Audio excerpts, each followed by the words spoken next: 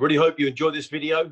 Subscribe, like, and click the bell to be notified of more fantastic music content just like this. Welcome to the Need to Know Music Show with me, Rona McManus, here on Switchbox TV. And today we're joined by a singer-songwriter from Buffalo, New York, who now resides in Nashville. Marc Scibilia, how you doing? I'm great, man. I can't complain. My daughter woke me up actually, I can complain. My daughter woke me up at 6 a.m. and I'm exhausted. But besides that, I feel pretty good. Feeling good.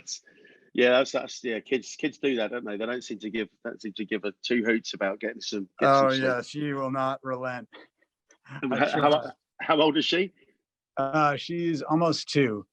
Oh man, so it's a lot of fun. It's a lot of fun, but man, it is. Some days it's weird. Some days just hits different. yeah. What was it like lockdown with a small child? Not been able to go on the road, not able to gig. Generally we liked it. We had some help here at the house, but generally it's good. I mean, I think it would be a lot, tougher if we're just sitting here by ourselves. We're always chasing someone around, so you're not really thinking about, what's going on in the world. You're just trying to make sure everyone lives in your own actual house. So it's actually not a bad way to go. You had more chaos, and somehow it feels a little easier to manage. It kind of chaos cancels out the other chaos. Yeah, exactly.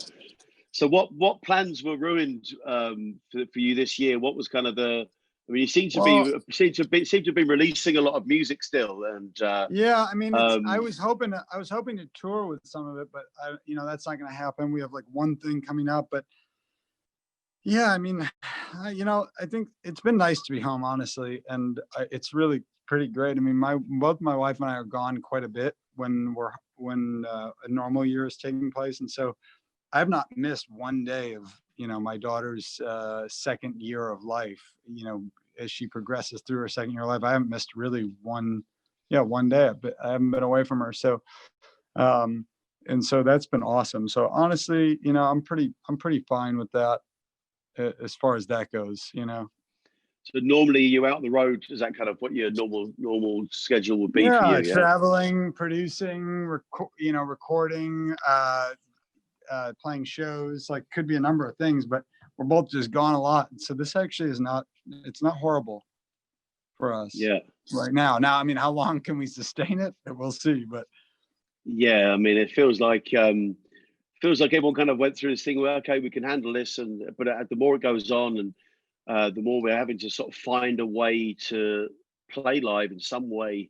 Have you been doing the live streams or any of that kind of thing? I did a couple of them. Yeah, I did a couple of them. They're fine. They're all right. I've enjoyed a couple of them too. Yeah, I mean, I guess you just kind of do what's in front of you, and that's all that's presented itself. But I've been recording a lot. I have this new studio that I built here. You can see it behind me. And I was actually working on this since December. And it's a pretty cool space. And great, yeah. Honestly, I'm happy to not leave here, honestly. It's been fun to make music here. Because you've been recording your album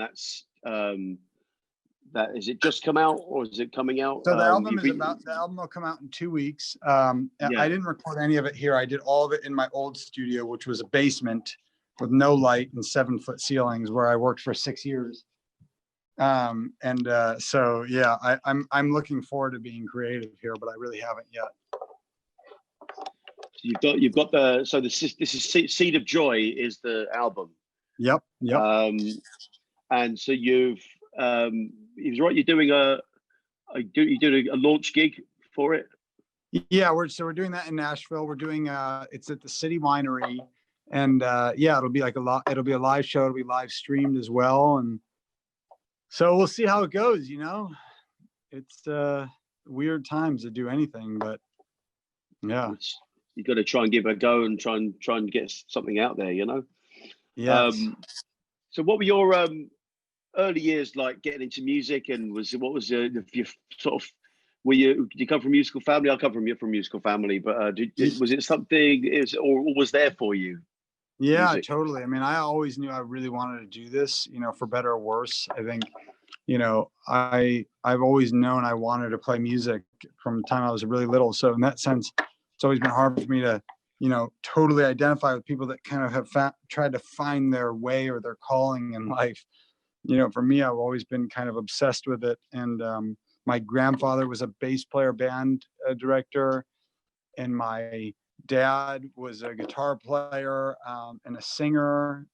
And so, it was really it was all like in my family. And I don't know, like so many of my family are artists. In fact, even like, different kinds, like even this railing behind me, my cousin, Joe Colosi has a company called Milk Design, and he designs these amazing staircases. He does things for massive buildings in New York. And so there's just so many kind of artists of different kinds in my family. My brother's a drummer, and he's also like an incredible, like he's an amazing drawer and painter and stuff. And so it's kind of in our family. I don't know how many accountants there are in our family. Probably not many. If they are, they'll be creative ones. Yeah. Which is not what you want. Depends who you are. But yeah. And what was sort of the age were you when you first started playing gigs? I mean, what kind of gigs were they, and what sort of scene was there around?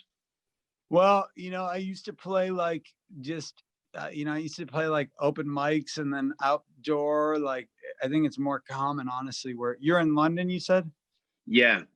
I feel like it's more common in Europe to see that kind of thing. But where I grew up, like, not that the arts aren't appreciated, they actually are appreciated, but it's just kind of a different thing. Like, music is like, I feel like, I could be wrong, but I feel like it's not really this way anymore, but I feel like music is like a thing that's on while you're doing something else. And so, where I'm from. And so, growing up with doing those kind of like street gigs and stuff like that, like, so they're pretty discouraging in a lot of ways, but, yeah, I did that. And then I left my family when I was 18. I moved to Nashville, Tennessee, and I just started like learning how to record. And, I've been here ever since.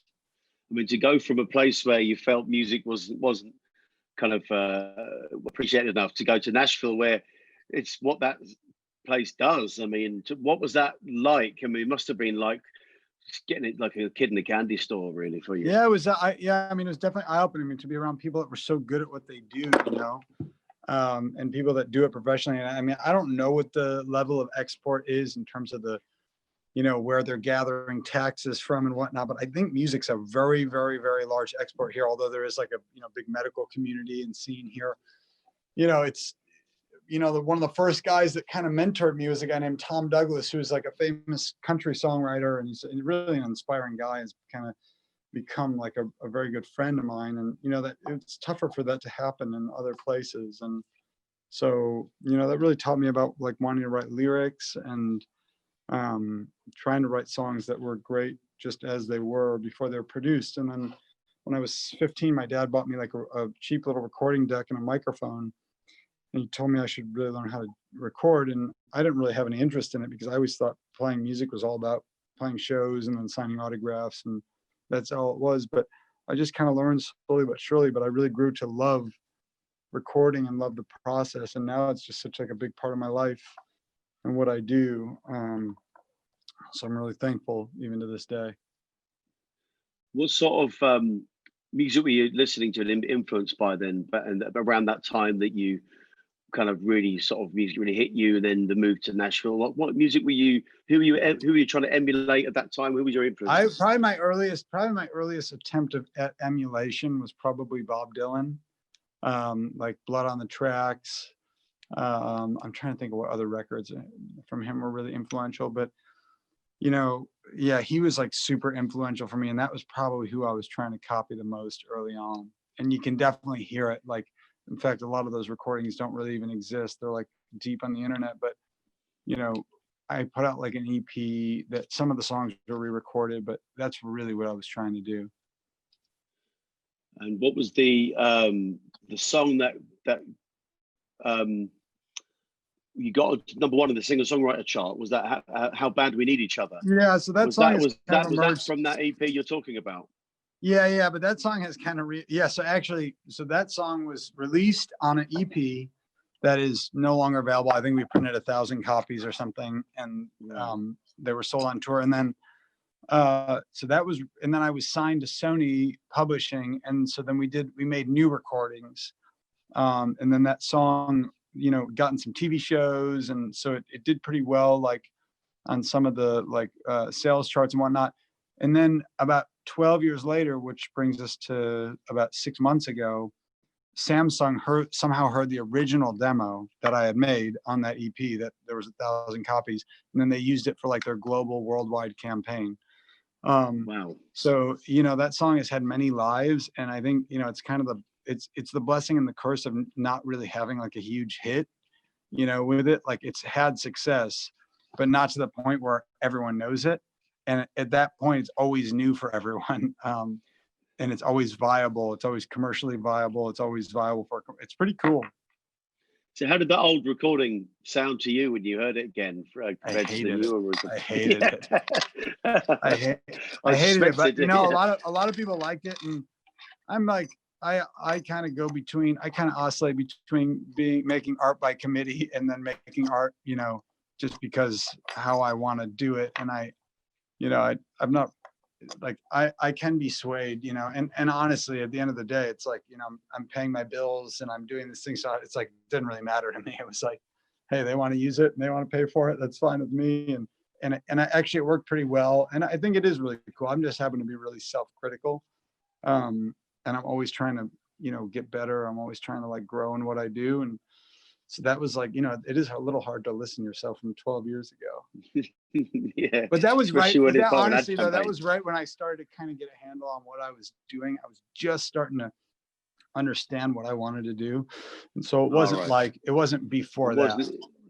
It wasn't a million miles away from where you are now. It was like, yeah, it wasn't super far. But I will say, I mean, my mom did call me and ask me who covered my song. And I was like, Mom, that's me 12 years ago. Wow. And This Land Is Your Land, Super Bowl commercial thing, was that the thing that kind of really exploded? Definitely helped out a lot, for sure. Yeah, definitely. I mean, you know, it was like one of the biggest moments of TV. I mean, honestly, I've seen so few commercials like that. It was so crazy. It was like 90 seconds, no talking, just me singing, and, you know, the biggest American sporting event of the year. So it was the most Shazammed moment of that Super Bowl, of the commercials. And yeah, I mean, that definitely kind of got things going in the right direction, and has all been a part of my career. Has all really honestly been not so much like huge moments where everything lines up, but a lot of little moments that kind of have added up to having a life and a career. Just like accumulating more and more and getting, yeah. So what was it like when you started to do sort of collaborations with European DJs? I mean, I've seen you've had a couple of singles there where those were the days, and Unforgettable. There was that bit of a shift in sort of in how you worked, and that means different shifting sounds, certainly. Yeah, I mean, like I said, you know, I have a pretty wide interest in what I want to learn about, and so when I think about a different genre, it definitely is not what I intended to do. You know, I started off and I wanted to totally do one specific thing, which is, you know, kind of be like an American singer-songwriter. But I think, like I said, by the nature of my career, I've had to be flexible, and I've enjoyed learning how to be flexible. And I've also learned how to like see it as a challenge. So when I go in the studio with like my German producer friends, it's totally different than when I go in with my, you know, I collaborated with Jim Jones. We did collaborations with like Jim Jones, Fabulous, Rick Ross. And so when I'm in the studio, like with my rap producer buddies, it's a totally different experience. I mean, you know, we're creating fast, we're getting moods, we're getting feelings, and then we're kind of throwing it at the wall. And then it's just a much faster experience. Like when I'm in with my German buddies, it's much more detailed. You know, we're going to listen to a kick drum 300 times till it's perfect. And so, but I like the challenge of it, you know. You did that. You were in the studio with them. It wasn't something you did remotely or commissioned to do. It was. I've done most of my stuff in person. Oh wow! So yeah, because I spoke to some other guys who kind of do things, and they kind of take the top line and they take it away and they kind of do their own thing with it and bring it back. But this was a genuine. some were. I mean, just depends on the songs. Like, you know, yeah, like it's been a little bit of both with each, but I've definitely spent enough time in the studios with the guys to kind of realize how different the processes are. And that's really fun because then when I'm in the studio, sometimes I'm producing a song and I produce it like a, you know, like a rap producer would. And sometimes I produce it like a, you know, like a German kind of mixer or DJ would, you know, where I'm getting really into all the details. So it's just nice to know that all these different ways are viable of creating music. So you've taken all these, you're using things you've learned from all these different people you work with, and I think that must be great to feel like you've got more strings to your bow and to be able to actually use that practically rather than just enjoy the experience for what it was and leave it there. Bring that with you a bit, yeah. Definitely, it definitely helps. I mean, because you're dealing with a lot of variables in the studio. I mean, you know, you have a note, you have a tone, you have a frequency, and then you start adding another frequency to it. I mean, it's just amazing how infinite the variables of creating music are. And so what you're doing a lot of times is, you know, you're kind of trying to solve problems. And I think the more you've done it, the more that you realize how to solve different kinds of problems. I saw the amount of support tours you've done over the years, and the ones that kind of stuck out to my eye were James Bay, Gavin James. I'm a big fan of Gavin James. Ben Rector as well. I remember hearing some Ben Rector stuff, and he's got some beautiful songs. I mean, what are your memories of those? What was your kind of favorite tour, or the one that sticks out in your mind the best? I've definitely, you know, honestly, those are 3 really great tours. I mean, and I would say I have 3 very unique experiences with each of them. Ben's one of my best friends. At least I'd consider him one of my best friends. I can't say for sure he would say the same, but I've got a short list of people that I feel that way about. But Ben's one of my best friends, and actually, this is his guitar right here because we were recording together the other day. He's one of my best friends, and so that has its own, you know, fun thing about it. You know, we love hanging out, you know, like we've spent a lot of time together. And but you know, James is really fun. I mean, he's so talented, and those shows were kind of a different kind of energy. You know, it was really cool. It was really a reactive crowd. And then touring with Gavin was cool. Those were like, because I did some in Ireland with him. Like I think I did 3 sold out shows at the Olympia. And those are just really, you know, it's a great venue, great. And honestly, the Irish just party so hard into the night. I mean, I was thinking about it last night because I was watching some show and a bunch of Europeans, they were going out, and it's a show on Apple. It's what the heck is it called? Ted Lasso. Anyways, he's this American guy going out with all these Europeans, and they're like, just one more drink. And I was telling my wife, I was like, man, I totally like remember, like it's like 4 a.m. and they're like, how about one more? I'm like, boy, I just want to go home. So tired. You can't say no. And it ends up being 6 a.m., you know, and you're still out. And so I love Ireland because that was totally the vibe there. I mean, we would be out I wouldn't go to bed till 7 a.m. So I never actually get on European time, and it's very fun. So yeah, they all have their benefits for sure. Yeah, I've heard that Gavin likes to drink himself. He likes to party. Man. Yeah, we would be eating dinner at like 4 a.m. every night. It was insane. So tell us a little bit more about the new album, Seed of Joy. I mean, what was how long did it take to write the songs, to record, and that kind of thing? How much, you know, what sort of highlights are there to look out for? Just tell us a little bit about the album. Yeah. I mean, most of my, you know, I made it. I wrote a lot of the songs last year when my dad got sick in about January of last.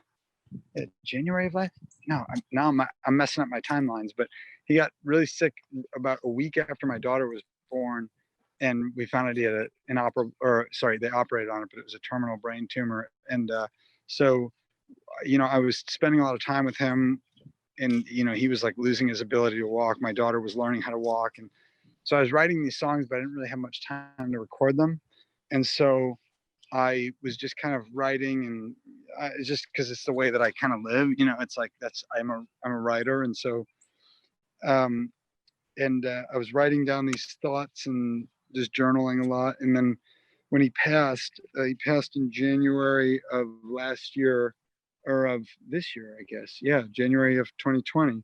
And then the world kind of shut down. And so I was like, you know what? I can't really go anywhere. And so I'm just going to record all these songs and I'm going to make an album for him. And that's really what I did. So the album's really dedicated to him, like inside the vinyl, there's a picture of me and him holding hands.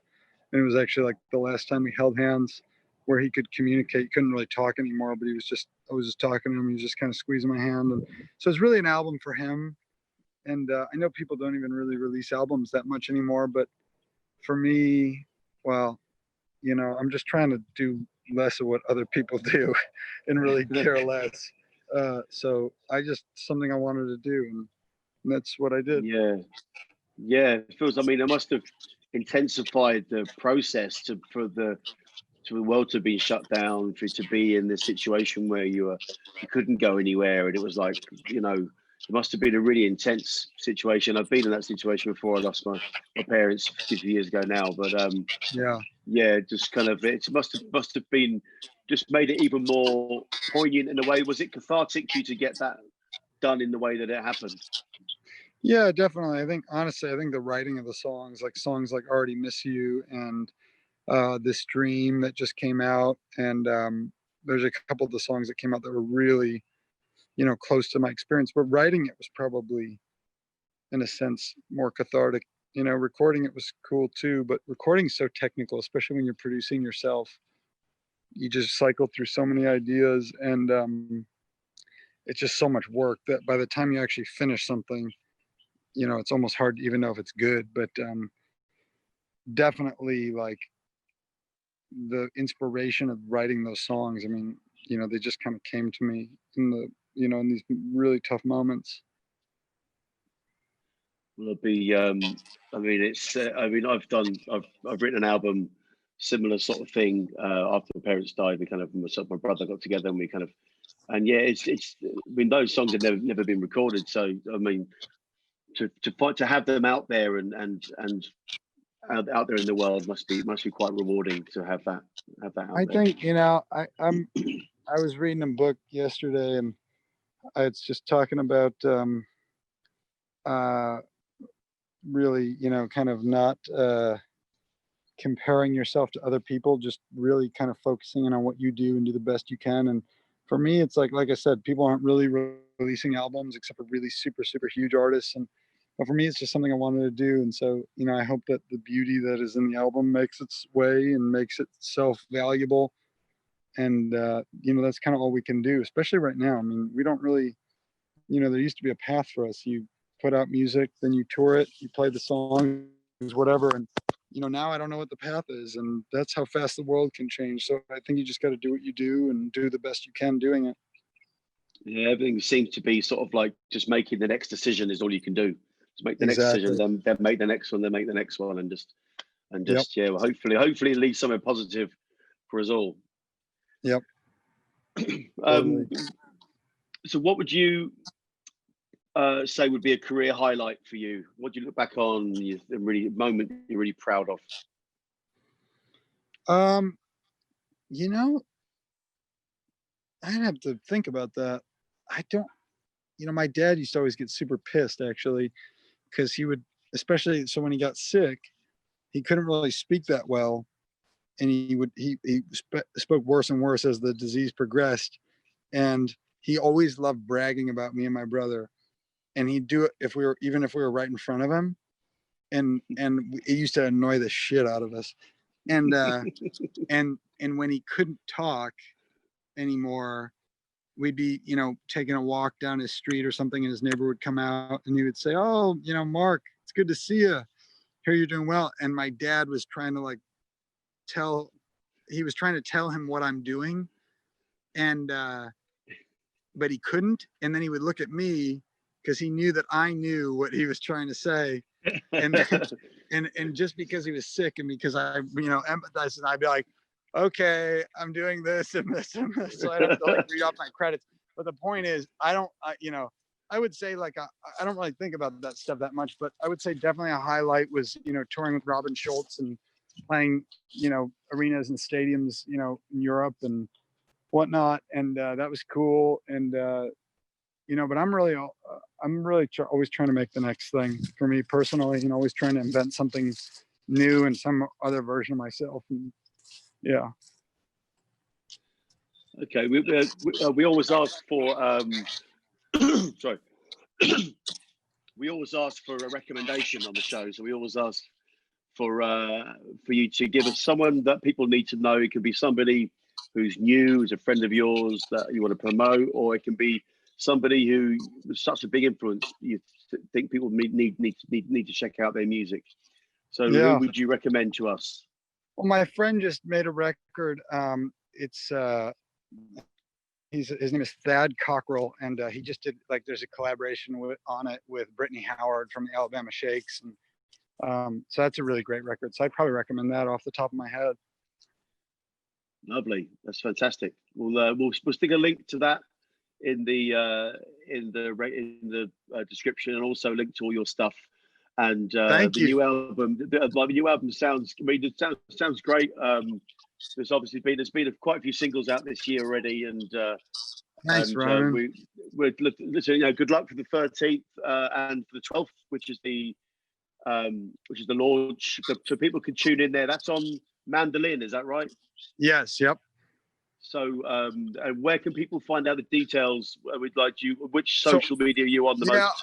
Yeah, I mean, I'm kind of on all of them. Instagram I check most readily just to see if the world's burning down. But my website also has like all the details. But Instagram's great. Marc Scibilia is just my name. I'm pretty easy to find. Even a poor spelling of that, which is easy to do, will get you where you need to go.